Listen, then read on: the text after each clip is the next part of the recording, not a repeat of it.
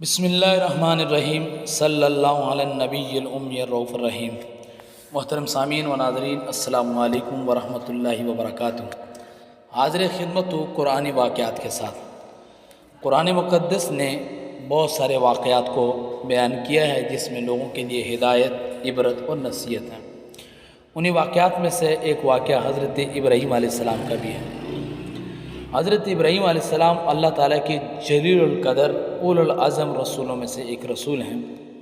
اور حضور نبی اکرم حضرت محمد مصطفیٰ صلی اللہ علیہ وسلم کے جد امجد ہیں۔ حضرت ابراہیم علیہ السلام کی نسل میں بہت سارے انبیاء ہوئے ہیں، اسی وجہ سے آپ کو ابو الانبیاء بھی کہا جاتا ہے۔ حضرت ابراہیم علیہ السلام کو اللہ تعالیٰ نے اپنا خلیل بنایا، اور جن کو اللہ اپنا خلیل بناتا ہے انہیں آزماتا بھی ہے، اور ابراہیم علیہ السلام تمام آزمائش میں، تمام امتحانوں میں کامیاب ہوئے۔ حضرت ابراہیم علیہ السلام کی قوم بت پرست تھی۔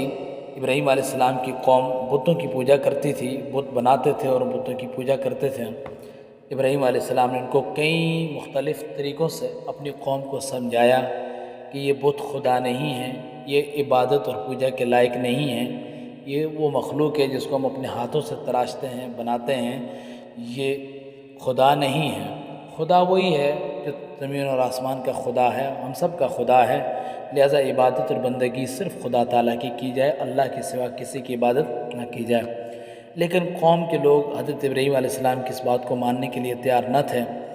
انہوں نے آپ کی باتوں کو ہمیشہ نظر انداز کیا اور اپنی پرانی روش یعنی بت پرستی پر ہی جاری اور ساری رہے۔ حضرت ابراہیم علیہ السلام نے مختلف طریقوں سے، مختلف حکمت عملی سے، مختلف انداز اپنا کر اپنی قوم کو سمجھایا، اور ان انداز میں سے ایک انداز یہ بھی ہے جس سے میں آج آپ کے سامنے پیش کرنے جا رہا ہوں۔ حضرت ابراہیم علیہ السلام کی قوم کا ایک سالانہ میلہ لگتا تھا جس میں جاتے وہ کھیل کود کرتے، لاو و لاب کرتے، دن بھر کھیل کود میں مشغول رہتے، اور شام میں وہ اچھے اچھے عمدہ لذیذ کھانے لاتے اور اپنے بتوں کے سامنے رکھ دیتے۔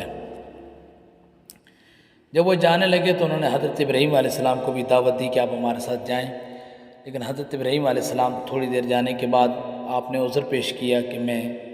بیمار ہوں، لہذا میں نہیں جا سکتا۔ اب وہ چلے گئے تو بعد والوں سے ابراہیم علیہ السلام نے فرمایا کہ اللہ کی قسم، میں تمہارے ان بتوں کو ضرور ان کے ساتھ میں کروں گا، ان کی تدبیر میں ضرور کروں گا، ان تمہارے بتوں کے ساتھ تمہارے جانے کے بعد، تو ضرور میں ان کے ساتھ برا کروں گا تمہارے جانے کے بعد۔ اب وہ چلے گئے میلے پر۔ ابراہیم علیہ السلام کی قوم میلے کے اندر کھیل کود میں، لاو و لاب میں مشغول ہے، اور ادھر اللہ کے خلیل حضرت ابراہیم علیہ السلام بت خانے میں پہنچ گئے کلہاڑی لے کر۔ آپ نے کلہاڑی اٹھائی اور بت خانے میں پہنچ گئے، تو آپ نے دیکھا سارے کچھ بڑے بت ہیں، کچھ چھوٹے بت ہیں، اور آپ نے کلہاڑی لے کر جتنے بت تھے سب کا ستیہ ناش کر دیا، توڑ پھوڑ کر دی، کسی کا ناک کاٹ دیا، کسی کی کان کاٹ دیا، کسی کا بازو توڑ دیا، کسی کی ٹانگ، الغرض سب کا ستیہ ناش کر دیا، لیکن ایک بڑے بت کو چھوڑ دیا، آپ نے اسے کچھ نہیں کہا، اور پھر آپ نے وہ کلہاڑی اس بڑے بت کے کندھے پر رکھ کر آپ واپس آ گئے۔ جب قوم کے لوگ واپس آئے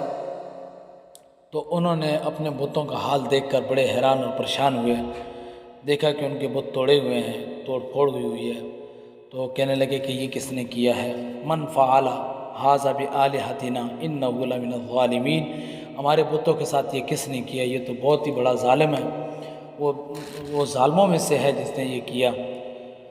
تو کسی نے کہا کہ ایک نوجوان ہے جس کو ہم سنتے ہیں، وہ بتوں کے بارے میں برا بھلا کہتا ہے، اس کا نام ابراہیم ہے، تو یہ کہیں انہوں نے نہ کیا ہو، اس نوجوان نے یہ کام نہ کیا ہو، کیونکہ وہ بتوں کا مخالف ہے۔ تو قوم کے لوگوں نے کہا کہ پھر ان کو بلاؤ تاکہ لوگوں کے سامنے آئے، لوگ دیکھ کر پہچان سکے اور کہیں کہ واقعی حقیقتاً وہ یہی شخص ہے جس نے بتوں کے ساتھ یہ حال کیا۔ حضرت ابراہیم علیہ السلام کو بلایا گیا اور انہوں نے پوچھا کہ کیا ابراہیم تم نے ہمارے بتوں کے ساتھ یہ کیا ہے؟ تو ابراہیم علیہ السلام نے فرمایا کہ یہ جن بتوں کے ساتھ یہ ہوا ہے ان سے پوچھ لو، یہ خود بتا دیں گے کہ ہمارے ساتھ یہ کس نے کیا ہے۔ اور آپ نے بھی فرمایا کہ یہ ان کے بڑے نے کیا ہے، یہ کام ان کے بڑے بوت نے کیا، یعنی کہ آپ نے کلاڑی اس کے کندھے پہ رکھی ہوئی تھی، جیسے ہمارے ہاں رواج ہوتا ہے کہ ایک طریقہ کار ہے کہ جب کوئی کسی کو قتل کرتا ہے تو جس آدمی کے پاس ہتھیار اوزار برآمد ہوتے ہیں تو اس کو مجرم ڈکلیئر کیا جاتا ہے کہ یہ مجرم ہے، کیونکہ ہتھیار اس کے پاس ہے تو اس نے قتل کیا ہوگا۔ تو آپ نے فرمایا کلاڑی تو اس کے پاس ہے، یعنی آپ کی بات کا مقصد یہ تھا کہ کلاڑی اس کے پاس ہے اور یہ سب کام اس نے کیا ان کے ساتھ، تو ان سے پوچھ لو کہ کس نے کیے، اس نے کیا، اگر اس نے نہیں کیا تو اس کے سامنے تو کیا ہے نا، جس نے بھی کیا ہے کسی اور نے بھی کیا ہے تو اس کے سامنے کیا ہے، لہٰذا اس سے پوچھ لو، یہ بتائیں گے۔ اب وہ حیران ہوئے اور کہنے لگے ابراہیم تم جانتے ہو کہ ہمارے یہ بت بات نہیں کرتے، یہ بت سن نہیں سکتے، دیکھ نہیں سکتے، بول نہیں سکتے۔ دراصل میں حضرت ابراہیم علیہ السلام نے یہ واقعہ سارا کیا اسی لیے تھا تاکہ قوم کو یہی بات سمجھانا چاہتے تھے، یہی ان سے اعتراف کرانا چاہتے تھے، یہی بات ان سے اگلوانا چاہتے تھے کہ یہ بت بول نہیں سکتے، یہ سن نہیں سکتے، یہ دیکھ نہیں سکتے، یہ کچھ نہیں کر سکتے۔ تو ابراہیم علیہ السلام یہی بات ان کو اپنے انداز سے سمجھانا چاہتے تھے کہ یہ بت بول نہیں سکتے، سن نہیں سکتے، دیکھ نہیں سکتے، یعنی کہ یہ بے جان ہیں، یہ کچھ نہیں کر سکتے، ان کی پوجا کرنا، عبادت کرنا یہ گمراہی ہے۔ تو آپ نے ایک خوبصورت انداز کے ساتھ کہا کہ ان سے پوچھ لو کہ یہ کس نے کیا ہے، یہ بڑے نے کیا ہے، اور اگر بڑے نے نہیں کیا تو اس کے سامنے ہوا ہے جس نے بھی کیا ہے یہ گواہی دے سکتا ہے۔ تو اس کے اوپر ان کی طرف سے کیا جواب تھا کہ یہ نہیں کر سکتا، یہ نہیں سن سکتا، یہ نہیں دیکھ سکتا، یہ نہیں بول سکتا، یعنی بڑا قتل نہیں کر سکتا، اس کے سامنے کسی نے کیا ہے تو یہ دیکھ نہیں سکتا، اور یہ خود ان کے ساتھ ہوا ہے، یہ سب یہ بول نہیں سکتے، بتا نہیں سکتے، تو مطلب یہ کہ یہ بے جان ہے۔ جب بے جان ہے تو پھر یہ گواہی کیسے دے سکتے ہیں؟ تو حضرت ابراہیم علیہ السلام نے برجستہ فرمایا قال افتعبدون من دون اللہ ما لا ينفعکم شیئا ولا یضرکم، تو فرمایا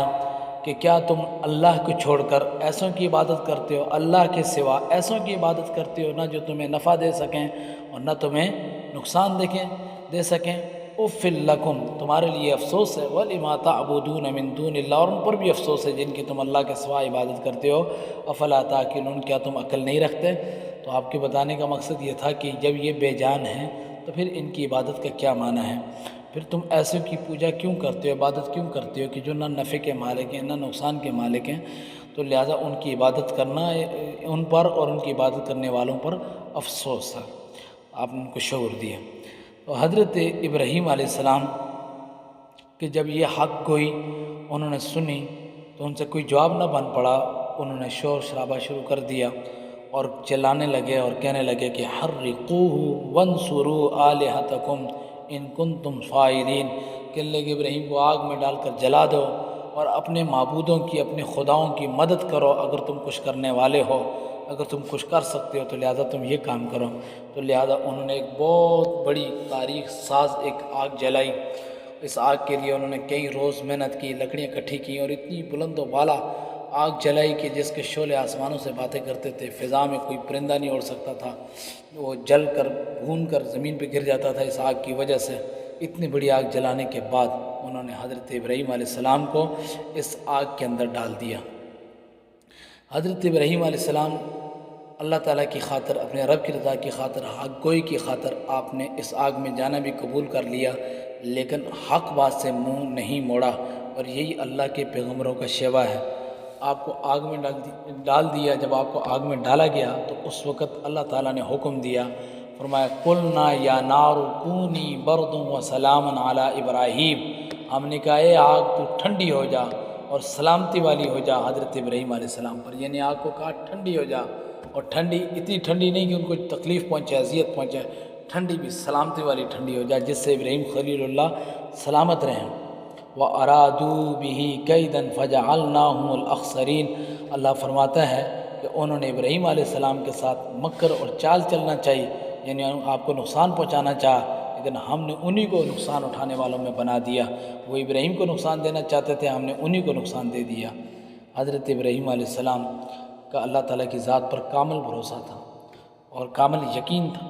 اسی وجہ سے حضرت ابراہیم علیہ السلام اس آگ سے محفوظ رہے کیونکہ آپ نے اللہ پر بھروسہ کیا اور اللہ تعالیٰ نے آپ کے بھروسے کی لاج رکھی۔ روایت ہے کہ جب نمرود نے اپنی ساری قوم کے روبرو حضرت ابراہیم علیہ السلام کو آگ میں پھینک دیا تو زمین اور آسمان کی تمام مخلوقات چیخ مار مار کر بارگاہ خداوندی میں عرض کرنے لگی کہ خداوند تیرے خلیل آگ میں ڈالے جا رہے ہیں اور ان کے سوا زمین میں کوئی اور انسان تیری توحید کا عالم بردار نہیں، تیرا پرستار نہیں، لہذا تو ہمیں اجازت دے ہم ان کی امداد اور نصرت کریں۔ تو اللہ تعالیٰ نے فرمایا کہ ابراہیم میرے خلیل ہیں اور میں ان کا معبود ہوں، تو اگر حضرت ابراہیم تم سب سے فریاد کر کے مدد طلب کریں تو میری طرف سے اجازت ہے، جاؤ تم سب ان کی مدد کرو، اور اگر وہ میرے سوا کسی اور سے مدد طلب نہ کریں تو تم سب سن لو